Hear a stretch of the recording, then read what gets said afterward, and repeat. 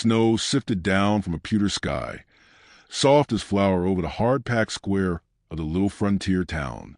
Wagons stood rimmed with frost, wheels sunk in ice, and the air smelled of horse sweat and smoke from the blacksmith's forge. It was a day when folks should have kept to their hearths, yet they had gathered, drawn by rumor stronger than any fire.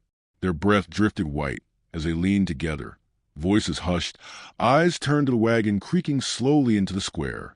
Upon its bench sat a driver hunched in a buffalo coat, reins slack in his hands. Behind him, in the open bed, a lone figure swayed with the wagon's ruts. A woman, still as a post, her head hidden under a rough sack tied at the throat, her shoulders hunched inward, hands bound loosely in her lap, as if shame itself had roped her. The crowd stirred. Some chuckled into their collars. Others crossed themselves as though she carried a curse. She had been promised once. So the whispers ran. Promised to a man of the town who wanted a wife to warm his house and carry his name. Yet when the sack was first lifted and her face laid bare, his smile had curdled into scorn. "Not fit for me," he had said, loud enough for all to hear. Laughter had followed, sharp as stones. And so she rode back through town veiled again, the unwanted bride, reduced to something less than a person. Now she sat, waiting to be rid of, while townsfolk judged her with their eyes. Some leaned on canes, some clutched children close, all eager to see who might claim such a burden. The driver pulled the horses to a halt and wiped his nose on his sleeve. Silence stretched, broken only by the creak of leather and the stamping of hooves on snow. Then he appeared. From the far edge of the square, a tall man stepped out of the drifting flakes. His coat was long, patched at the elbows, fur collar stiff with frost. His hat brim shadowed a face weathered by wind and solitude, a face the town knew little of. He lived above the timberline, they said, where wolves howled and avalanches broke loose without warning. A mountain man, keeper of his own silence. He did not look at the crowd. His eyes moved only to the wagon, to the woman with the sack over her head. The townsfolk shifted, murmurs rising, but he gave no sign of hearing them. His boots rang on the frozen ground as he crossed the square. The driver spat into the snow. Coin first. The man drew a leather pouch from his coat. The clink of silver carried across the square, startling in its clarity. He counted the pieces into the driver's palm, each one glinting dull in the weak light. No haggling, no question. Just the weight of choice laid down, steady and final. When the last coin fell, he extended his hand toward the woman. She did not lift her head. The sack trembled faintly with her breath. For a moment, she did not move at all, and it seemed she might stay rooted there, stone among stones. Then, slowly, her fingers stirred. She placed her hand in his. His grip was not crushing, not claiming, but firm, sure as oak. He helped her down from the wagon, her boots sinking into the snow. The sack tilted but did not slip. She kept her gaze hidden, shoulders curved inward as if the whole world were arrows aimed at her.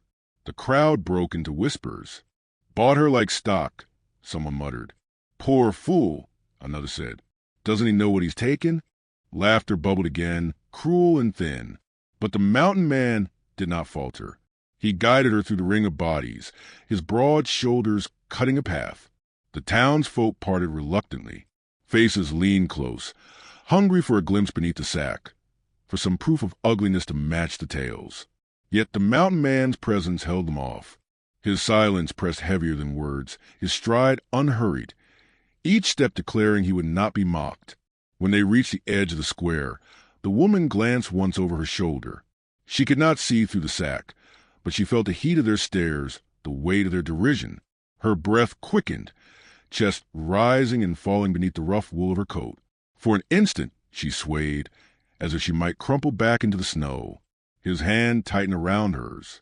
Not painfully, but steady. She drew in a breath. Together they passed from the square, out onto the road that led toward the mountains. Behind them, the whispers trailed like wolves. "Won't last a season. He'll send her back. Best place for her is covered." The sound dwindled as distance grew, replaced by the hiss of falling snow and the groan of wind between buildings. Soon only the crunch of their boots remained, solitary and unbroken. The road climbed steadily, bordered by skeletal pines bowed under white. The world shrank to gray sky and white ground, to breath steaming in the air and the faint rasp of cloth as the woman walked. She did not speak. Neither did he. Their silence was not the silence of scorn but of endurance, of two souls in used company. She stumbled once on the icy path. He steadied her with a hand on her elbow. She murmured something, too soft to hear, muffled by burlap. He made no reply, yet did not release her until she found her footing. Higher they climbed, the town dwindling behind, swallowed by snow. The woman's arms wrapped around herself, the sack darkening where her breath dampened the cloth. She shivered, teeth chattering faintly, though she made no complaint. At last he paused. Ahead, the road twisted into a darker sweep of forest. Behind, the valley yawned wide, smudged with chimney smoke and distant laughter. He looked back only once, eyes narrowing as though weighing the judgment they had left behind. Then he turned forward again, guiding her on. The sack brushed against her cheek with each gust of wind, rasping against her skin. She longed to tear it away, yet shame held her hand. To show her face was to invite the sneer, the laughter, the cruel delight of those who found sport in another's hurt. Better the darkness of burlap than the brightness of ridicule. Still a thought stirred. The man who had taken her hand had not mocked, had not hesitated, had not asked to see. He had only paid, as if the matter were already settled, as if her worth lay not in beauty or scorn but in simple being. The thought unsettled her more than the sack itself. The snow thickened, flakes clinging to her coat, her lashes, melting against the burlap to chill her skin.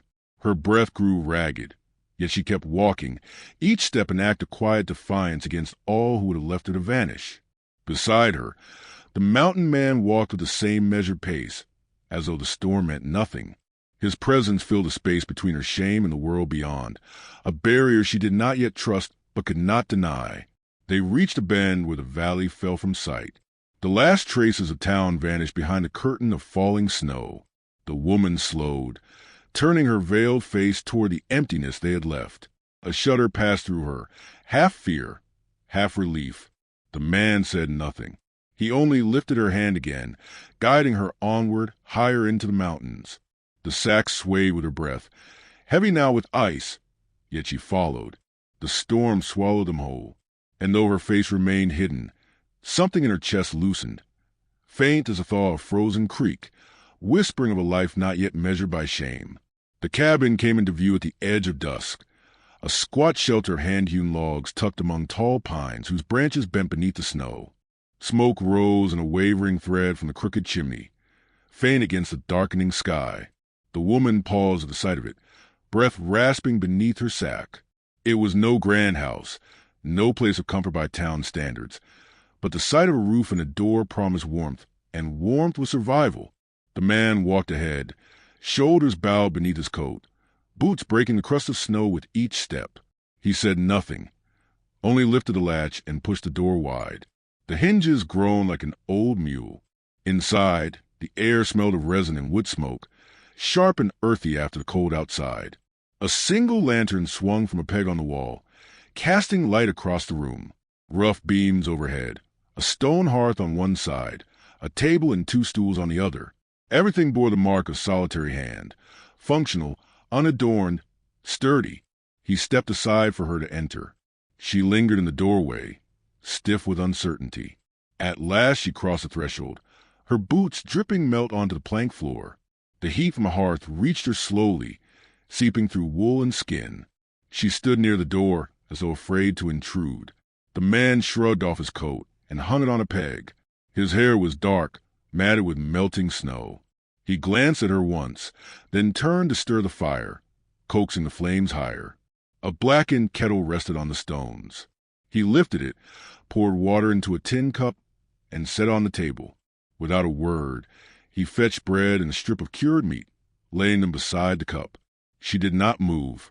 Her sack shifted with each shallow breath. Finally, he gestured with his hand, an open palm, patient. She stepped forward, reached for the bread with trembling fingers. The crust was hard, the meat salty, yet it filled her hollow belly. She ate in silence, head bowed, crumbs falling onto her lap. He did not watch her, only set about removing his boots and drying them near the fire. When she had finished, she folded her hands tightly, unsure what was expected. He gave no orders. Instead, he pulled a rough blanket from a chest and placed it near the hearth. Then he pointed the corner where a narrow bed stood against the wall, quilts piled thick. His meaning was plain. The bed was hers. He would take the floor by the fire. She hesitated, then nodded once, a small motion beneath the burlap. That night, the storm pressed against the cabin walls, wind moaning through the pines. She lay under quilts, listening to the crackle of the fire and the man's slow breathing from the floor. The sack was still on her head. She had thought to remove it in the dark, unseen, but fear held her back. Better to bear its roughness against her skin than risk his reaction. Sleep came in fits. Dreams tangled with laughter she could not escape. The days began to find a rhythm. At dawn, he rose to split wood, the thunk of his axe echoing through the valley. She listened from within, hands folded in her lap, until she found some task to busy herself. She discovered a shirt of his draped over the chair, torn along the sleeve. With needle and thread from the chest, she set to mending it. Her stitches were uneven, clumsy, but it was something to offer. When he returned with arms full of logs, she placed the shirt quietly on the stool. He picked it up, studied the crooked seams, and gave a short nod. No smile, no word, but the nod warmed her more than the fire. At mealtime, he placed food before her, never asking more than she could give. She kept the sack, even when the fire made the air thick and her skin damp beneath the cloth. He did not question her. Yet once, while she bent to stir the kettle, the edge slipped. A strip of pale skin showed at her jaw, fragile in the lamplight. When she jerked the fabric back, heart pounding, she feared laughter, scorn, some echo of the past. But his gaze held no cruelty. He only paused, eyes steady, then turned back to the fire as if what he had seen was nothing to mock. Snow deepened outside, climbing the walls, muting the world. The cabin became a small island, cut off from all else. In that close space, silence shifted. It was no longer the silence of strangers, but of two people learning how not to wound. She swept the floor with a bundle of pine needles, kept the kettle filled, patched another shirt. He left portions of food on her side of the table larger than his own. Neither spoke, yet the language of hands and gestures wove between them. On the fifth day, she woke to find him standing at the window, looking out at the pale dawn. The fire had burned low, shadows deep across the walls. She pulled the blanket tighter and sat up. The sack sagged around her face, heavy with the damp of sleep. He turned at the sound, studied her for a moment. Then he stoked the fire higher, sparks leaping, light spilling across the room. She rose and went to the hearth, kneeling to stir the embers. Her sleeve brushed his arm by accident. She froze, breath caught. He did not move away.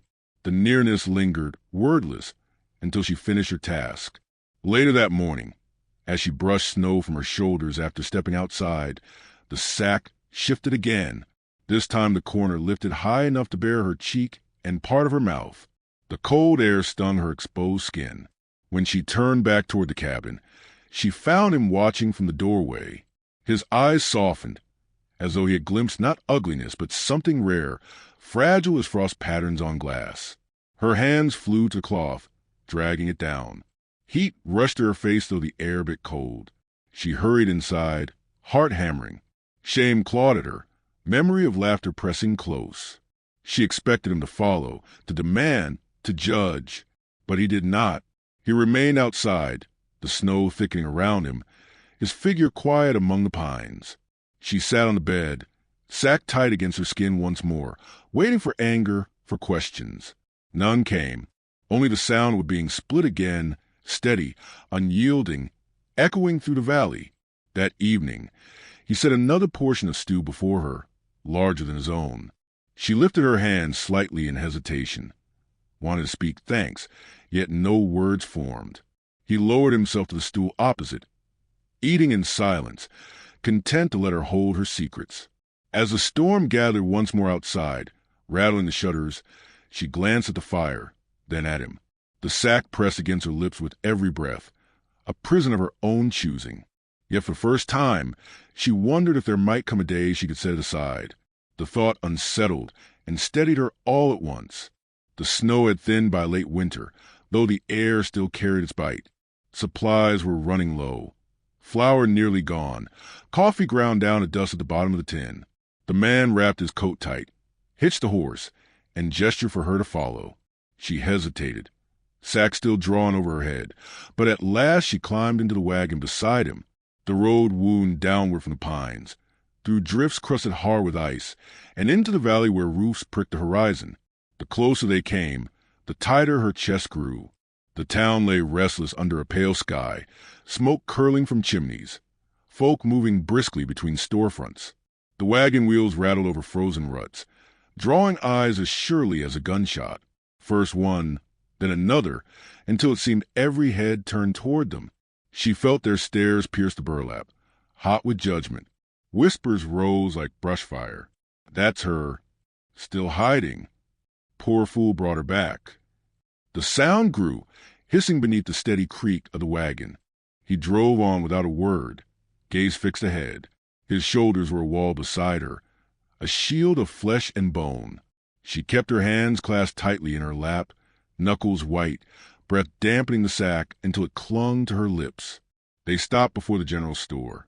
The bell above the door clanged as they entered, warm air washing over them scented with molasses and leather. Shelves were lined with sacks of flour, jars of beans, bolts of calico. Behind the counter stood the keeper, a narrow man with a pinched face, his spectacles fogged from the heat. His eyes flicked first to Mountain Man, then to the veiled figure beside him. His mouth curled. "What's this?" he muttered, low but sharp enough to carry. "Bringing her in here like decent folk want to look." The man set coins on the counter. His voice, when it came, was steady as stone. "Flour, salt, coffee." The keeper swept the coins into his palm with a sniff. "Guess silver, no matter where it comes from." His gaze slid to the sack, narrowing. "Still covering up, I see. Can't say I blame you.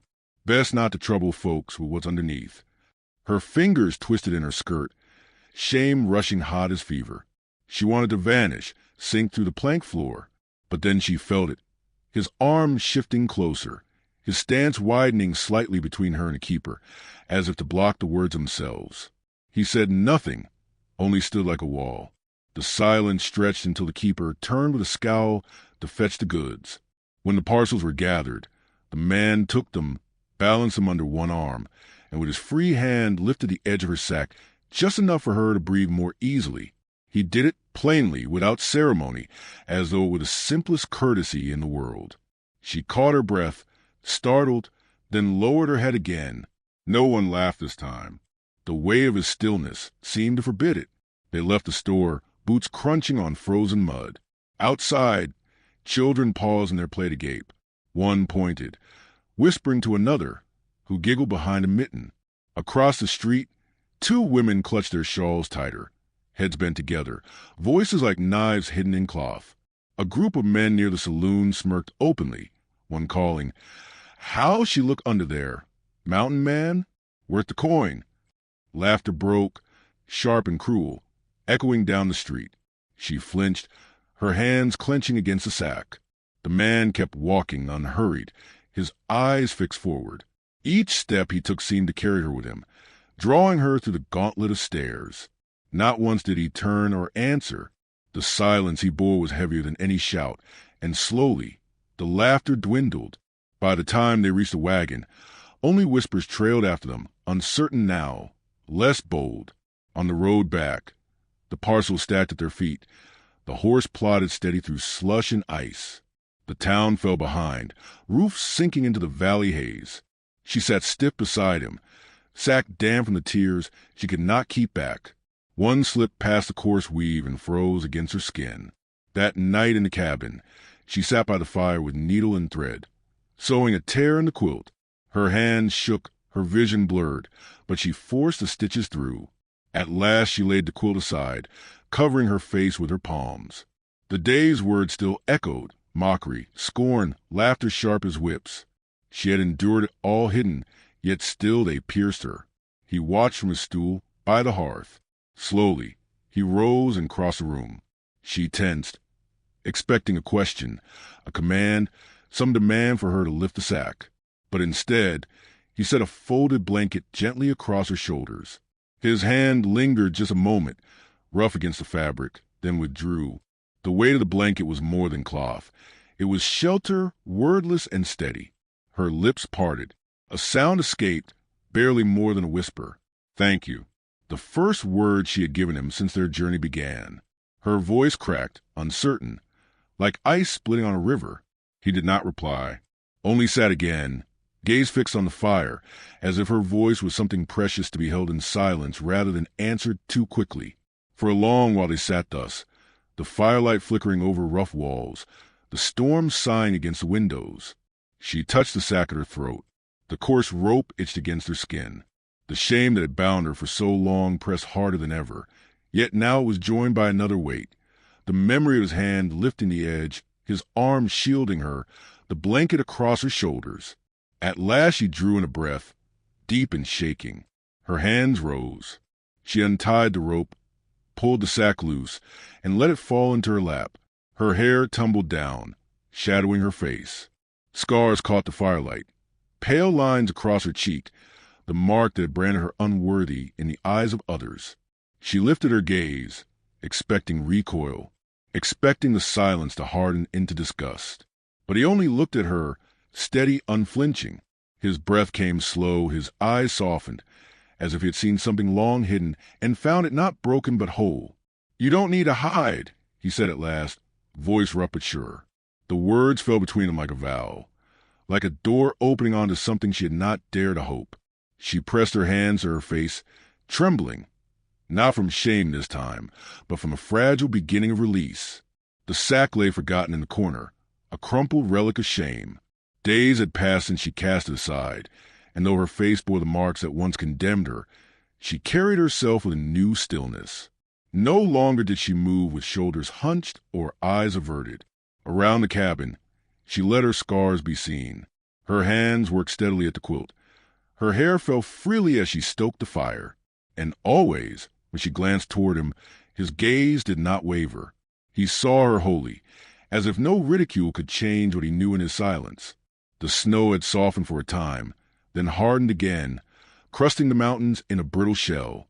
Supplies dwindled once more, and they prepared for another journey down. This time she did not pull cloth over her face. She stepped into the wagon bearer, breath clouding in the air, chin lifted. He said nothing, yet the smallest shift of his jaw betrayed quiet pride. When they entered the town, the hush was sharper than before.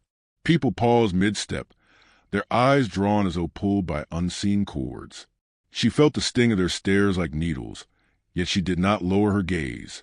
Her scars caught the pale winter light, and though whispers darted like minnows through water, she kept walking. The mountain man stayed close at her side, every inch of his frame declaring she was not to be mocked without consequence. At the store, the keeper froze. His lips parted, words faltering, but he spoke none aloud. He only gathered the flour, the beans, the coffee, placing them on the counter with hurried hands.